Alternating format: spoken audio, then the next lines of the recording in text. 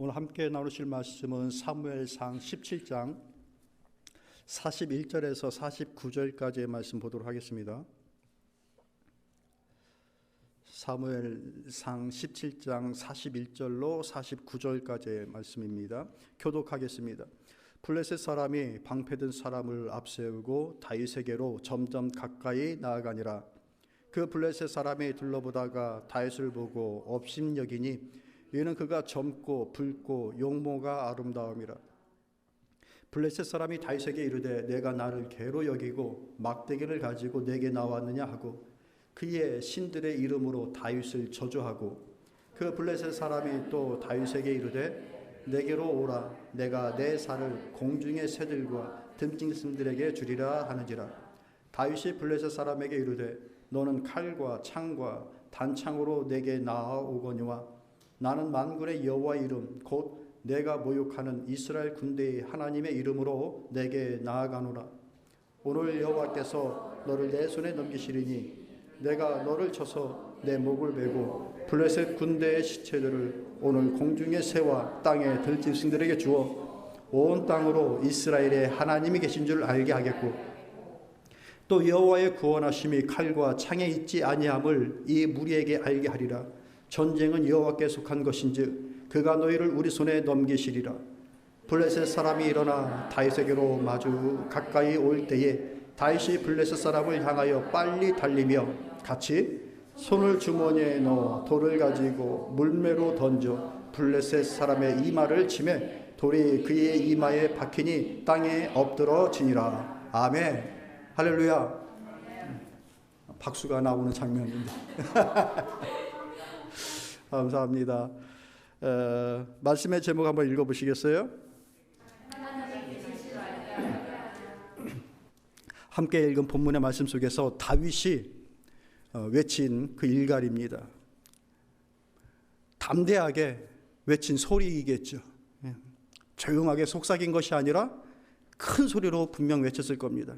내가 오늘 이스라엘의 하나님이 계신 것을 내가 너에게 확실하게 보여주겠다라고 하면서 달려드는 모습입니다.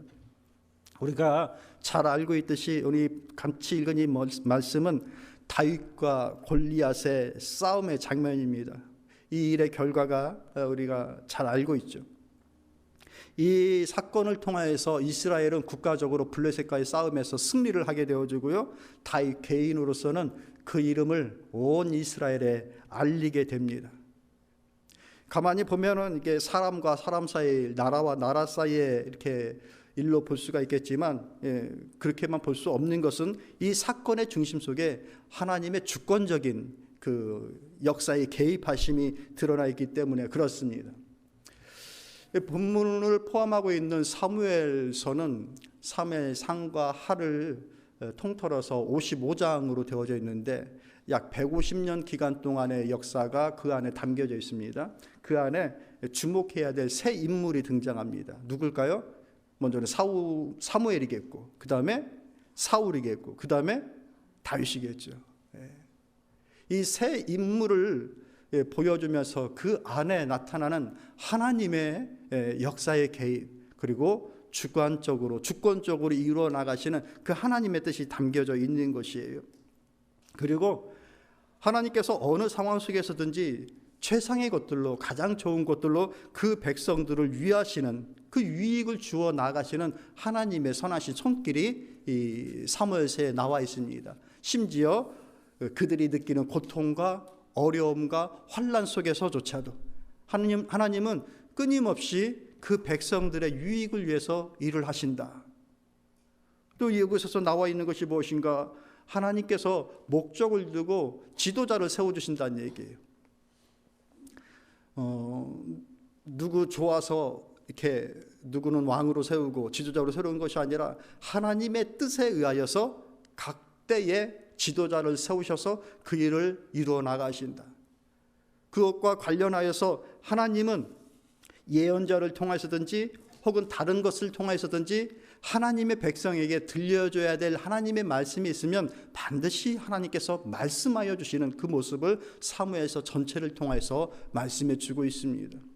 사랑하는 성도 여러분, 우리의 삶 속에 하나님께서 함께 하시고 그분께서 주권적으로 이끌어 나가는 그 하나님의 뜻이 있음을 여러분 믿으십니까? 그런 가운데 하나님께서는 여러 모습으로, 여러 방향으로, 여러 형태로 여러분에게 하나님께서 원하시는 그 주시고자 하시는 말씀을 여러분에게 주심을 믿으십니까? 우리가 그런 믿음으로 살았으면 참 좋겠습니다. 하나님께서 우리에게 말씀을 주시는 것은 이 말씀을 우리가 읽을 때도, 들을 때에도, 묵상할 때에도, 혹은 다른 사람과의 대화 속에서, 혹은 세상의 만물의 여러 가지 일들의 변화 속에서도 우리가 감동으로 깨닫고 알 수가 있는 거예요. 우리의 마음과 생각이 그렇게 열려 있으면 온 세상이 나를 향하여 주는 메시지가 참으로 많습니다. 목사들에게는 직업병이 있어요. 뭘까요? 뭐든 다 설교로 엮으려고 그래요. 한 주간 겪으면서 누구를 만나고 뭘 경험하고 하는 것들을 설교로 자꾸 이게 엮으려고 해요. 그런 것들이 이제 목사 개인에게 설교의 준비이겠지만 또 한편으로 보면 그 모든 매사의 일들을 통하여서 하나님께서 내게 주시는 메시지가 뭔가를 살피고자 하는 마음이겠죠. 저는 여러분들도 이끌어 주시기 때문에 그렇습니다. 하나님의 말씀이 때로는 무겁고 힘에 벅차고 막 그럴 때가 있는데 곰곰이 그 말씀을 묵상하고 헤아려 보면 하나님의 말씀은 우리의 유익을 위해서 주어주셔요. 뭘 하라, 하지 말라, 이런 모든 말씀들이 인류를 또는 우리 개개인을 힘들게 하고 우리의 삶을 파괴시키려고 주시는 말씀들이 아니라 들여다보고 적용하면 결국 그것이 우리 삶의 유익으로 다가온다는 겁니다. 믿으십니까? 하나님의 말씀이 귀한 것이 바로 그런 겁니다. 이 말씀은 그렇기 때문에 어떤 다윗이라고 한 개인의 그 위대한 성장 과정을, 또 승리의 과정을 보는 것이 중요한 것이 아니라 평범한 한 사람이 하나님께서 그를 어떻게 부르시고 어떻게 사용하셨는가를 살펴보는 일이 중요합니다. 그 일을 통해서 오늘도 동일한 방법으로 하나님의 사람을 부르시고 동일한 방법으로 하나님의 일을 이루신다라는 것을 깨닫는 저와 여러분이 될 수 있기를 소망합니다.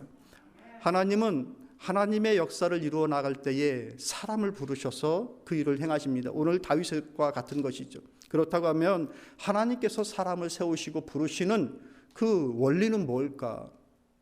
먼저 하나님은 사람의 무엇을 보실까? 여러분, 우리가 사람에게 잘 보이려고 하는 것들이 참 많습니다. 그런데 우리가 사람에게 보이려고 하는 것들이 하나님에게 보이는 것만큼의 하려고 하는 것에 반 이상만 가도 우리는 하나님 앞에 참 칭찬받을 만한 일들이 많을 거예요. 그런데 공교롭게도 하나님은 우리의 겉모습을 보는 것이 아니라 하나님은 우리의 중심을 보십니다. 뭘 보신다고요? 하나님은 우리의 중심을 보셔요. 우리의 마음속, 사람들에게는 잘 드러나지 않는 우리의 가장 깊은 것, 우리가 가장 예민하게 생각하는 것, 내 가장 약한 것, 혹은 나의 가장 강한 것, 남들이 알지 못하고 남들이 이해하지 못하는 나만 알 수 있는 그런 것들을, 그 중심을 하나님은 보십니다. 이게 우리 하나님이에요. 그런데 사람은 그러지 못한 것이죠. 사람이 뭘 본다라는 것은, 뭘 잘 보려면은 이 집중력과 거리가 필요합니다. 그러니까 초점과 거리가 잘 맞질 않으면 사물이 눈에 잘 안 들어와요. 여러분 여기 교회에 오실 때 자동차를 타고 오셨는데 수많은 자동차를 보셨을 거예요. 기억나는 자동차 있어요? 보긴 봤어요. 보긴 봤는데 내 머리에, 내 기억에 남아있는 게 없어요. 왜 그래요? 집중하지 않았거든요. 관심을 갖지 않았거든요. 너무 멀거나 너무 가까워도 우리의 눈에 보이질 않아요. 그러다 보니 사람은 어떤 경향이 있느냐? 내가 보고 싶은 것만 봐요. 내가 관심 있는 것만 보려고 그래요. 그리고 내가 보고 싶은 거, 내가 관심을 갖고 있는 그것이 보이질 않으면 보일 때까지 집착합니다. 그거 봐야 살겠다는 거예요. 안 봐도 되는 건데 그거 봐야만이 내 속이 시원하겠다라고 얘기를 하는 거예요. 그러면 그거 보여질 때까지 계속 그것이 나를 붙잡아요. 해결될 때까지. 우리만의 얘기냐? 그 위대한 사무엘도 똑같았어요. 사무엘 16장 1절의 말씀 여러분 읽어보시겠어요? 있습니다. 시작.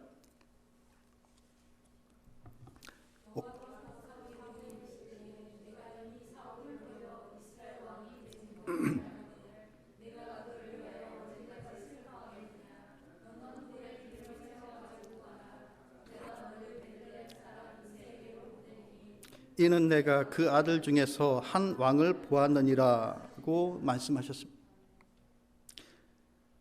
똑같은 그 비슷한 말이 사무엘상 15장 35절에 사무엘이 죽는 날까지 사울을 다시 가서 보지 아니하였으니 이는 그가 사울을 위하여 슬퍼함이었고 라고 얘기하고 있어요.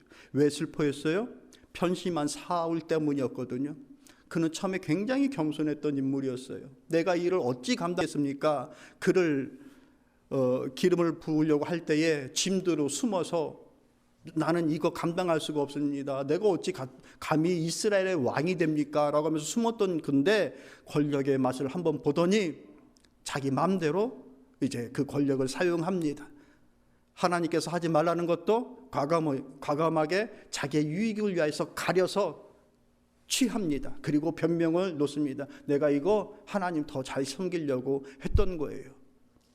아말렉과의 전쟁의 모든 것들을 다 하라고 전멸하라고 그랬는데 짐승을 따로 취합니다. 나에게 좋은 것들을. 핑계는 하나님을 잘 섬기려고 했던 그런 이유였었죠. 그러면서 점점 하나님에게서 멀어집니다. 하나님은 그 중심을 보십니다. 그래서 그를 왕위에서 내려오게끔 하시는 거죠. 그런데 이 사무엘이 이게 안타까운 거예요. 사무엘 개인에게는 사울이 너무 기가 막히게 좋은 인물이었거든요. 외형적으로도 키도 골격도 좋고 모든 것들을 볼 때에 왕의 상이에요. 잘 다스릴 것 같아요. 그런데 그런 그를 하나님께서 버리신다고 하니 슬픕니다. 그만한 인물이 없는데 이새에게 가서 새로운 사람을 내가 보았으니 그에게 기름을 부어야 된다라고 하는 그 말씀이 들어오지 않습니다. 가려고 하지 않습니다. 여전히 사울을 안타까워하고 마음의 슬픔을 갖고 있는 것이죠. 뭐예요? 집착이에요. 계속해서 그를 보고 싶은 거예요. 그를 놓고 싶지가 않은 거예요. 이제 16장에 가서 이제 하나님께서 계속 가라고 하시니 갑니다. 이새의 집에 가서. 그래서 하나님께서 누구를 왕위로 세울까 이새에게 물어서 아들들을 보내라고 얘기합니다. 그랬더니 사무엘의 눈앞에 누가 지나가요? 첫 번째 아들 엘리압이 지나갑니다. 7절의 말씀을 보면은 16장 7절에 여호와께서 사무엘에게 이르시되 그의 용모와 키를 보지 말라. 내가 이미 그를 버려놓으라. 내가 보는 것은 사람과 같지 아니하니 사람은 외모를 보거니와 나 여호와는 중심을 보시느니라 하시더라. 엘리압을 봤더니 야 이건 제2의 사울이에요. 너무 마음에 드는 거예요. 그래 야 사울이 안타깝지만 이 정도 되면 사울의 뒤를 이을 수 있는 훌륭한 인물이야 하고서 딱 기름을 부으려고 하는데 하나님께서 그를 막으시는 거예요. 아니다. 사람은 외모를 보지만 나는 중심을 본다. 그게 하나님이에요. 그리고 이새의 아들들을 사무엘 앞에 다 보냅니다. 첫째가 안 됐으니 둘째는 되겠지. 둘째가 안 됐으니 셋째는 되겠지. 그렇게 해서 계속 보냈는데 언제까지 안 돼요? 7째까지 다 봤는데도 없어요. 아들이 더 없으니까 저기 양을 치고 있는 막내 아들이 있습니다. 그게 누구예요? 다윗. 12절에 가보면 이렇게 얘기합니다. 이에 사람을 보내어 그를 데려오매 그의 빛이 붉고 눈이 빼어나고 얼굴이 아름답더라. 여호와께서 이르시되 이가 그니 일어나 기름을 부으라 하시는지라. 그가 바로 내가 지목한 내 중심에 합한 다윗이다 라고 하면서 그에게 기름을 부으라고 얘기를 하십니다. 그래서 그가 이제 다윗에게 기름을 부은 거예요. 여러분, 이렇게 하나님의 관점과 우리의 관점이 참 다릅니다. 무언가를 보는 것이 왜 중요한가? 내가 좋은 거, 내가 보고 싶은 거, 그것이 우리의 선택과 관련되어 있기 때문에 그렇습니다. 우리가 무언가를 선택할 때에는 내가 좋은 것을 선택하게 되는 거예요. 보고 싶은 것을 선택하게 되는 거예요. 그래서 때로는 막 실수가 벌어집니다. 무시해도 되는 것인데 거기에 집착하게 되어지고, 무시해서는 안 되는 것인데 그것을 소홀히 여기다가 다 잃어버리고 손해를 보는 경우들이 있습니다. 사랑하는 성도 여러분, 여러분에게 축복합니다. 중심을 보시는 그 하나님께서 주시는 믿음의 안목을 내게 주옵소서 기도하시길 바랍니다. 겉모습만 쫓고 겉의 것들만 신경 쓰고 살아가는 것이 아니라 내 중심을 보시는 그 하나님의 뜻을 헤아려 하나님께서 기뻐하실 만한 것이 내 안에 있기를 소망하면서 그것을 이루어 나가는 저와 여러분들 다 되시기를 축복합니다. 오늘 저와 여러분은 지금 하나님 앞에 와 있습니다. 저는 그렇게 믿습니다. 우리가 하나님 앞에 와 있다라는 것을 살아가는 것이 중요합니다. 서두에서 말씀을 드렸던 것처럼 우리의 초점과 거리가 하나님에게서 멀리 떨어지지 않기를 간구하면서 하나님 앞에 가까이 서 있기를 바랍니다. 여호수아가 마지막 그들과 이스라엘 백성과 이별을 할 때에 무엇을 당부했어요? 너희들이 돌이켜보고 너희 조상들의 삶을 헤아려 보면서 조상들이 했던 행동이 좋게 여겨지면 조상들의 행동으로 쫓아가라. 이제 하나님께서 우리에게 주신 이 땅은 우리가 새롭게 정착하고 경작하면서 하나님께서 주신 이 선물로 주신 이 땅을 아름답게 가꾸면서 우리의 터전으로 살게 될 건데, 우리는 생활 방식이나 마음의 방식을 완전히 달리해야 된다. 이때에 택해라. 너희 조상들이 행했던 것이 좋으면 그대로 가고, 아니라고 한다면 우리 하나님 앞에 서자. 나와 내 가족은 하나님을 섬기겠다라고 마지막 당부를 합니다. 그러면서 그들에게, 너희들에게 중요한 것이 지금 이 선택을 내리는 이 상황이다. 그래서 그 백성들이 뭘 해요? 우리도 하나님을 섬기겠습니다. 이 일에 너희들이 증인이고, 그렇다고 한다면 너희들의 마음을 끊임없이 하나님께로 향하여라 라고 얘기합니다. 여러분, 우리가 하나님 앞에 가까이 나가고 하나님께서 주시는 믿음의 안목을 갖는 방법은 우리의 마음을 하나님께로 향하는 겁니다. 내 마음이 내 삶의 중심 아니겠습니까? 그죠? 아니에요? 내 마음이 그래도 내 삶의 중심이잖아요. 내가 마음 먹은 대로 좀 가잖아요. 그러니 내 마음을 하나님께로 향하고 있어야 돼요. 계속해서. 그래야 내 마음 중심 속에서 하나님께서 기뻐하실 만한 것들이 있고, 그런 나를 사용하셔서 믿음의 역사를 이루어 나가심을 믿으시길 바랍니다. 하나님은 어떻게 일을 하실까?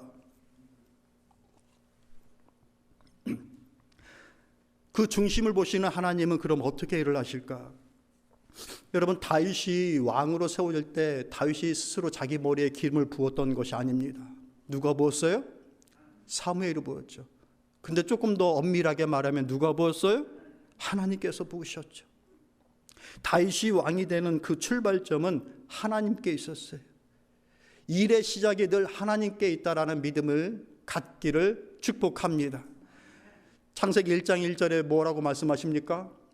태초에 하나님이 천지를 창조하시니라. 세상이 그냥 생기질 않았어요. 우리는 이것을 믿는 믿음에서부터 시작하는 겁니다. 창조자의 계획과 창조자의 뜻이 있다라는 그 마음으로 쓰는 것이 우리 믿음의 기본 첫 번째 시작이에요. 우리를 만드신 이의 목적과 뜻이 없다라고 한다면 우리는 우리 마음대로 살아도 되죠. 그러나 그러지 않다라고 한다면, 내 믿음이 창조의 하나님을 믿고 섬긴다고 한다면 그것을 늘 생각하면서 살게 되는 거예요. 그 창조의 하나님이 태초에 천지를 시작하고 난 이후부터 줄곧 일하셨습니다. 뭐 하셨다고요? 줄곧 하나님은 일하셨어요. 그러니 우리에게 이런 믿음이 필요해요. 어떤 믿음? 내게 어떤 좋은 일, 선한 일이 시작되어졌다고 한다면 그 시작을 열어주신 이는 하나님이시다. 여러분 그렇게 믿으시겠습니까? 저는 그렇게 믿습니다. 내게 새로운 어떤 장이 열려지면, 인생의 장이 열려지면 하나님께서 열어주셨다라는 마음을 갖습니다. 그래서 그것이 어떻게 하나님의 도우심 가운데, 인도하심 가운데 아름답게 귀결될까? 그것을 사모하고 주의 도우심을 간구하며 나아갑니다. 그러니 내게 주어진 모든 시작들, 내게 주어진 모든 기회들을 소중하게 여겨야 돼요. 이건 모두 다 기회예요. 하나님께서 열어주신 것을 잘 만들어내고 아름답게 열매를 맺을 수 있는 기회, 그렇지 못할 수도 있고 잘할 수도 있는 기회. 못했다고 해서 막 우리를 막 혼내고 회초리로 때리고 막 야단만 치냐. 사무엘이 처음 다윗을 만날 때와 오늘 우리가 함께 읽은 본문의 말씀 속에서 골리앗이 다윗을 만났을 때 반응이 똑같은 게 나옵니다. 말씀이 뭐라고 얘기를 하면 다윗을 보고 이렇게 얘기해요. 그의 빛이 붉고, 이게 사무엘이에요. 다윗을 봤더니 그의 얼굴 빛이 붉다라는 거예요. 아주 홍조를 띠고 있다는 얘기예요. 골리앗은 뭐라고 얘기를 합니까? 17장 42절에 다윗을 보고 업신여기니 우습게 여긴다는 얘기예요. 그 이유가 뭔가? 이는 그가 젊고 붉고 용모가 아름다움이라. 젊고 붉고라고 얘기해요. 똑같이 붉은 다윗이었다고 얘기하는 거예요. 이게 뭔 말일까요? 한국식 표현으로 하면 아직 이마에 피도 안 마른 거예요. 얼굴이 아직도 그냥 뽀얘, 그냥 애 같아. 이제 갓 17 넘긴 그 애를 보면서 야, 아직 애다. 그 마음이 드는 거예요. 성도 여러분, 하나님께서 다윗을 들은 청년의 그 모습에서 하나님께서 부르십니다. 그런데 그 앳된 다윗을 통하여서 그 어떤 누구도 이스라엘 군대 어떤 용사도 앞에 나가서 싸울 용기를 내질 못하는 그 장대한 골리앗을 무너뜨렸어요. 그게 하나님의 역사 일입니다. 시냇가에 내려가서 돌멩이 몇 개, 5개를 취해서 다가가 그와 대적하는 다윗의 시작입니다. 예수님께서도 지금 온 세계의 수많은, 지금 이 시간에도 이미 전에도 이제 교회들마다 하나님께 찬양하고 예배를 드렸을 텐데 셀 수 없는 수많은 예수 그리스도의 제자들 지금 이 시대에 온 세계에 퍼져 있죠. 그런데 그 예수님의 제자가 몇 명으로 시작했어요? 12명. 하나님의 역사는 참으로 지극히 대단히 적은 그 숫자에서부터 시작했다는 얘기예요. 본문 속에서도 나오잖아요. 네가 나를 개로 여기냐? 개나 잡을 그 막대기를 가지고서 지금 나를 잡겠다고 나오냐라고 하면서 다윗을 도발합니다. 아니, 적으로도 보고 있질 않는 거예요. 기가 막힌 거예요. 그런데 남들 눈에 개나 잡을 것 같은 그 막대기와 같은 그 작은 다윗, 돌멩이 그 주머니에 몇 개 차고 있는 그 어린 다윗, 그 다윗을 통하여서 하나님의 그 놀라운 일을 이루었습니다. 할렐루야. 하나님의 역사는 그 작은 것에서부터 시작하여 위대한 결과를, 우리가 상상할 수 없는 결과를 만들어낸다는 거예요. 자, 여기에 하나님과 우리의 그 차이가 있는 거예요. 사람들은 어떤 일을 할 때 완성체가 준비되어졌을 때 그 일을 시작하려고 합니다. 뭔가 다 갖춰져 있을 때, 최소한 계획이라도 어떤 재료라도 완벽한 계획이 좀 준비되어져 있어야 그 시작을 하고자 합니다. 그것이 아니면 시작할 엄두를 못 냅니다.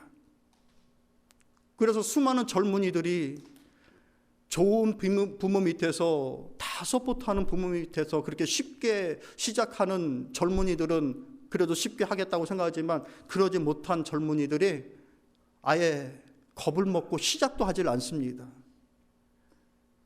꿈은 큰데 자기가 가진 게 너무 적은 거예요. 그러니 시작도 못하는 것이죠.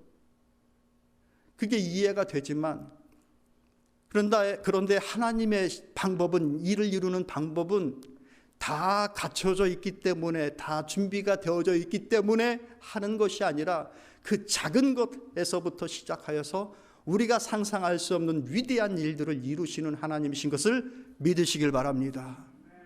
하나를 하면 둘을 할 수 있게끔 힘을 주시고, 그 둘을 해내면 셋과 넷을 볼 수 있게끔 하시는 것이 하나님의 인도하심이에요. 그래서 바울이 뭐라고 고백합니까? 내게 능력 주시는 자 안에서 내가 모든 것을 할 수 있다. 어디 처음부터 바울이 이런 일들을 할 거라고 생각이나 했겠습니까? 말씀을 드렸죠? 전 바울을 너무 존경해요. 되어지고, 야, 내가 주 안에서 모든 것을 할 수 있다라고 하는 그 마음에까지 이르게 된 줄로 믿습니다. 오늘 우리 집사님이 기도하실 때에 겨자씨보다도 작은 우리의 믿음에 대해서 기도하셨는데, 성경은 겨자씨만한 믿음이어도 된다라고 얘기했는데 우리 집사님 더 겸손한 거야. 우리 믿음은 겨자씨보다도 더 적어요 라고 기도하신 거예요. 우리가 간구할 것이 바로 거기에 있는 거예요. 하나님, 정말 내게 겨자씨만한 믿음이라도, 아니 그보다도 적은 믿음이라도 저에게 주세요. 여러분, 믿음이 문제입니다. 믿음이. 우리에게 그 적은 믿음이 마음에 심겨지면 하나님은 그 적은 것을 통하여서 누르기 되게 하시고 부풀게 하시고 내 삶을 가득 채우십니다. 믿으십니까? 이게 우리의 믿음입니다. 이런 자를 세상이 어찌 감당합니까? 환난이나 적신이나 우리를 욕보이는 것들이 그런 자를 어떻게 감당합니까? 믿음에 서 있는 자는 하나님의 인도하심을 분명히 누리고 살 줄로 저는 믿습니다. 그런데 문제는 뭔가? 세 번째예요. 같이 읽어볼까요? 시작.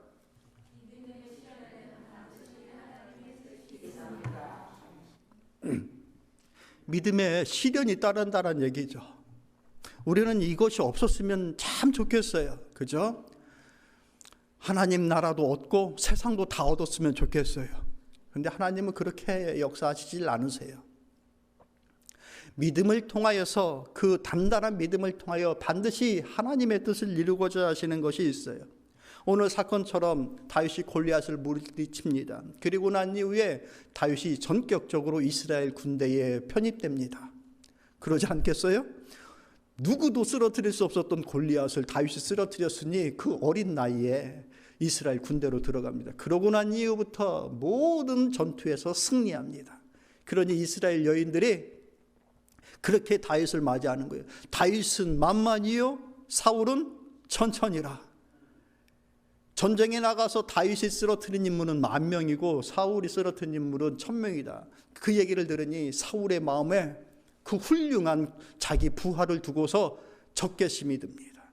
계획을 세웁니다. 죽이겠다고 합니다. 상상이 안 되는 일이잖아요. 그런데 권력을 가진 사람들은 그 2인자가 올라오는 것을 도저히 용납할 수가 없는 것이죠. 그래서 그때부터 계획적으로 다윗을 죽이려고 합니다.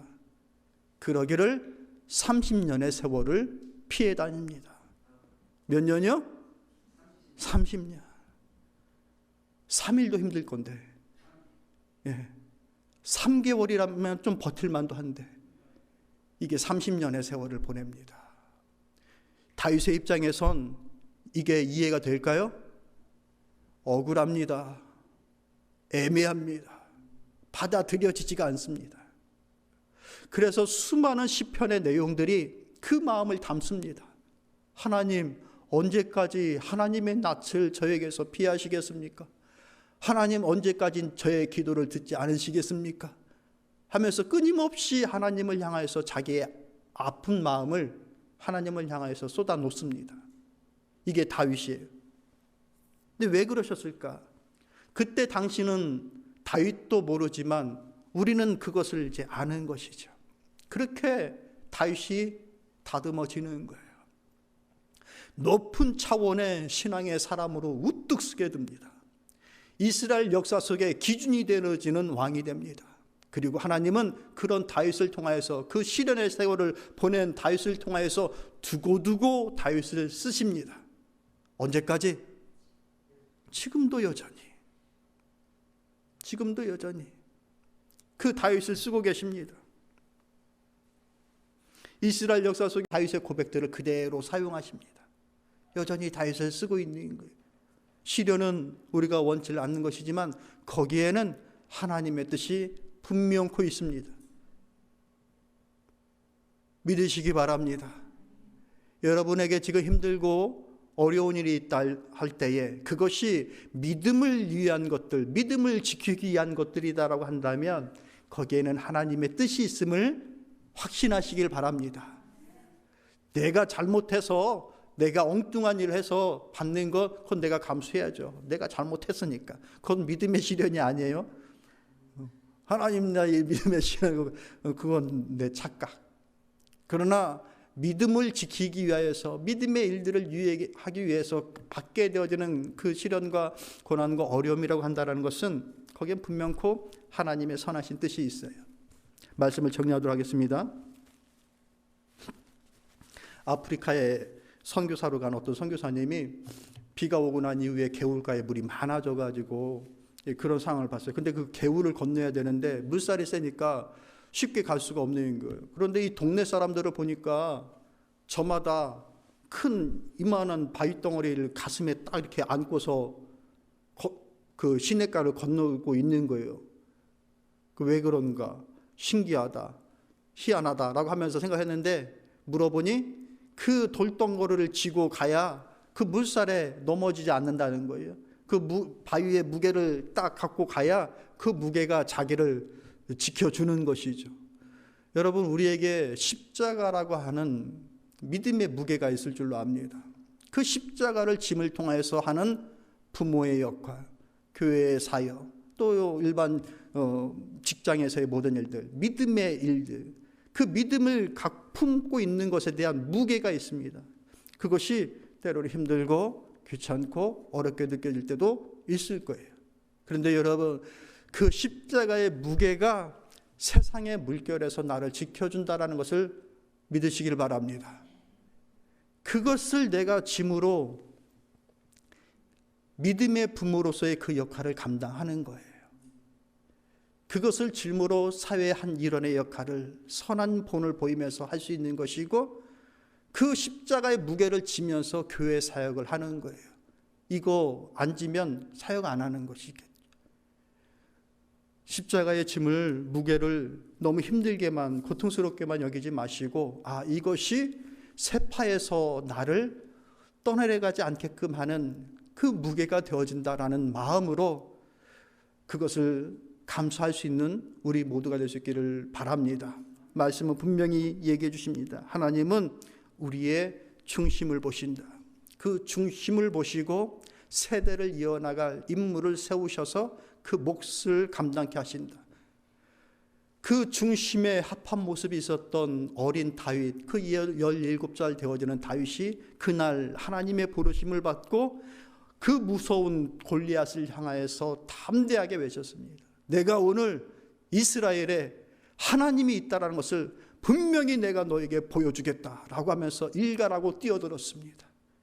여러분, 우리의 몫을 감당하면서 일건 간에 그 일을 시작하게끔 하신 하나님이심을 믿고 주어진 모든 것들을 감사하고 그것을 심고 가꾸어 꽃피는 우리 모두가 되기를 소망합니다. 거룩하신 아버지 하나님, 하나님 은혜